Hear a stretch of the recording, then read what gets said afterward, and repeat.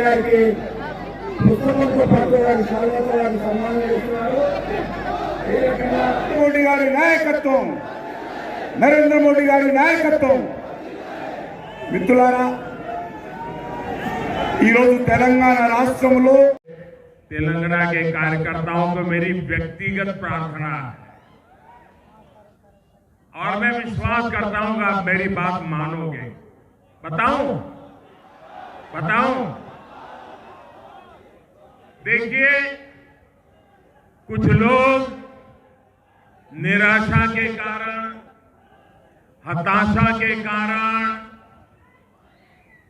भय के कारण, अंधविश्वास के कारण सुबह शाम मोदी को गालियां देते रहते हैं, भांति भांति की गालियां देते हैं। सारी डिक्शनरी मोदी को गालियां देने के लिए उन्होंने खपा दी है। मेरी आपसे प्रार्थना है, ऐसी बातों से आप परेशान मत होना।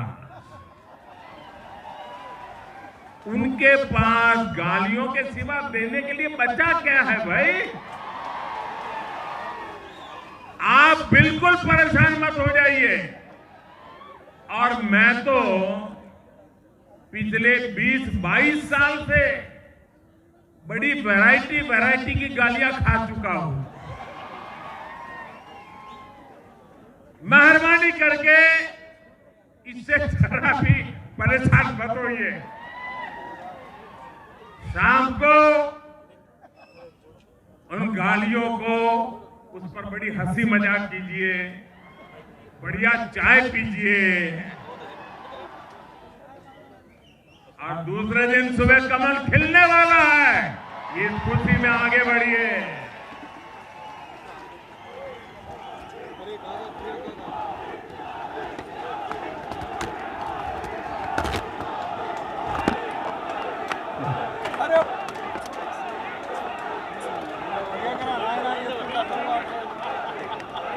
तो दोस्तों, आप मुझे बताइए, अब ये गालियों से आप परेशान नहीं होंगे ना?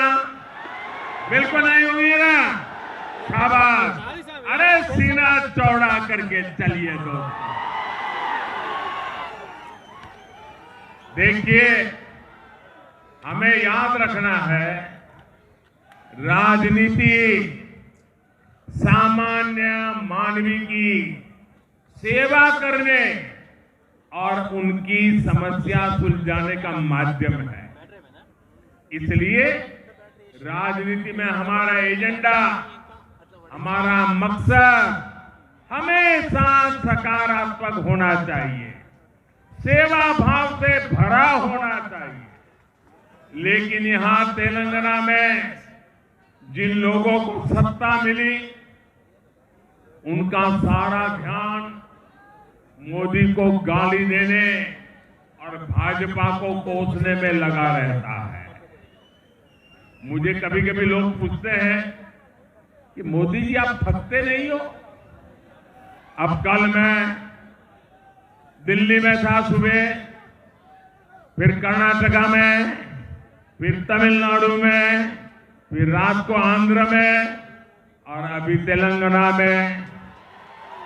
तो लोग मुझे पूछते हैं थकते नहीं हो? तो मैंने उनको समझाया, देखो भाई, मैं डेली 2 किलो, 2.5 किलो, 3 किलो गाली खाता हूं।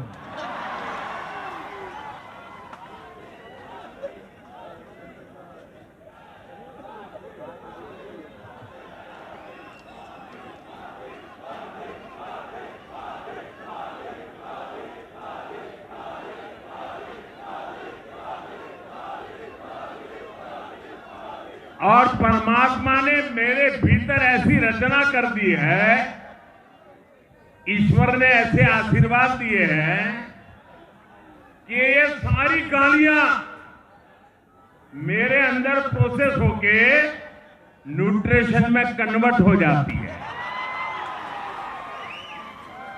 एक सकारात्मक ऊर्जा बन जाती है, जो जनता के सेवा में काम आती है भाइयों। भाइयों बहनों, जो दिन रात मुझे गाली देते हैं, बड़ी नई नई गालियां खोजते रहते हैं, मैं उन्हें कहना चाहता हूं,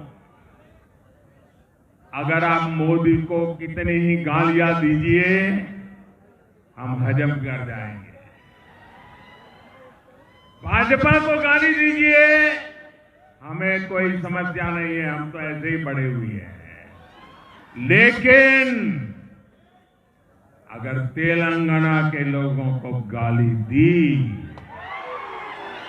तो लेने के देने पड़ जाएंगे।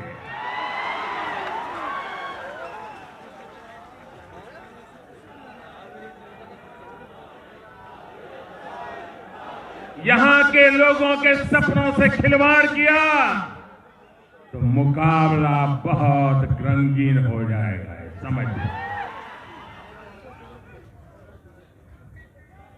भाइयों बहनों, मोदी और भाजपा को गाली देने से अगर तेलंगाना का भला होता है तो देते रहिए, अगर यहां के लोगों की सुख सुविधा बढ़ती है देते रहिए, ईज ऑफ लिविंग होता है देते रहिए। मोदी और भाजपा को गाली देकर अगर तेलंगाना के किसान समृद्ध होते हैं तो जरूर दीजिए गाली। आज तेलंगाना के किसानों की स्थिति किसी से छिपी नहीं है। आप खुद इस बात के साक्षी है कि यहां के हल्दी किसानों को सरकार ने किस हाल छोड़ दिया है। आप इस बात के साक्षी है कि यहां विकास के रास्ते में किस तरह लगातार रोड़े अटकाए जा रहे हैं। मैं आज तेलंगाना के लोगों को भरोसा देना चाहता हूं, भाजपा तेलंगाना में पॉजिटिव एजेंडा के साथ आ रही है। हम मिलकर यहां विकास की नई गाथा लिखेंगे। साथियों, तेलंगाना, हैदराबाद मेरे लिए बहुत अहमियत रखता है। 2013 में यहां नव भारत युवा भेरी उसमें शामिल होने आया था। उस वक्त में अपनी पार्टी का पीएम उम्मीदवार भी नहीं था, मैं सिर्फ एक सीएम और प्रचार समिति का प्रमुख था। लेकिन जो स्नेह आप लोगों ने मुझे दिया, हैदराबाद ने दिया, तेलंगाना ने दिया, वो हिंदुस्तान के लिए एक टर्निंग पॉइंट बन गया था। और मैं कभी आपके उस प्यार को भूल नहीं सकता हूं, और मैं आपके इस प्यार को ब्याज समेत लौटाता रहता हूं, लौटाता रहूंगा, विकास करके लौटाता रहूंगा। भाइयों, तब मैंने कहा था कि हमारी सरकार इंडिया फर्स्ट के विजन और संविधान को मजबूत करने की दिशा में काम करेगी। और सरकार बनाने के बाद हम निरंतर उसी लक्ष्य को ध्यान में रखकर काम कर रहे हैं। बीते 8 वर्षों में देश ने सुशासन का एक नया रूप देखा है। पहली बार देश की जनता को लग रहा है कि गरीब की हर जरूरत सरकार की प्राथमिकता बन गई है। यही कारण है कि जब 100 साल का सबसे बड़ा संकट आया तो केंद्र सरकार ने गरीबों को सर्वोच्च प्राथमिकता दी। पूरे देश में गरीब भूखा ना सोए, इसलिए अभी तक केंद्र सरकार 3 लाख करोड़ रुपए से अधिक खर्च कर चुकी है। इससे तेलंगाना के भी लगभग 2 करोड़ साथियों को मुफ्त राशन मिल रहा है। गरीब के जीवन की सुरक्षा हो, इसलिए हजारों करोड़ रुपए खर्च करके हमने मुफ्त वैक्सीन उपलब्ध कराई। केंद्र सरकार हर लाभार्थी तक पहुंचने की अप्रोच के साथ काम कर रही है, सैचुरेशन के लिए प्रतिबद्ध है।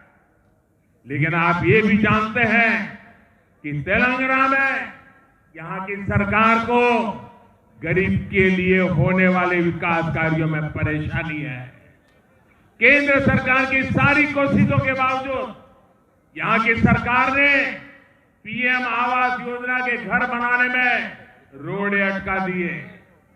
देश भर में पीएम आवास योजना के 3 करोड़ घर गरीबों को बनाकर हम दे चुके हैं। उनके सिर पर पक्की छत हो गई है, लेकिन तेलंगाना के गरीबों से ये सुख भी यहां की सरकार ने छीन लिया। कहां ये लोग 2 BHK फ्लैट देने वाले थे, कहां पीएम आवास के घर भी नहीं बनने दिए। मैं जानता हूं तेलंगाना के लोग इस अपराध को कभी माफ नहीं करेंगे। साथियों, आज तेलंगाना पॉजिटिविटी चाहता है, प्रोग्रेस चाहता है, वो सिर्फ और सिर्फ भाजपा दे सकती है। तेलंगाना के लोग ये समझ रहे हैं, इसलिए यहां बीजेपी का जनाधार लगातार बढ़ रहा है।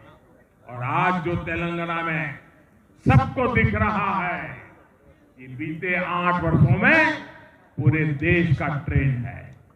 त्रिपुरा में बीजेपी की गिनती नहीं होती थी।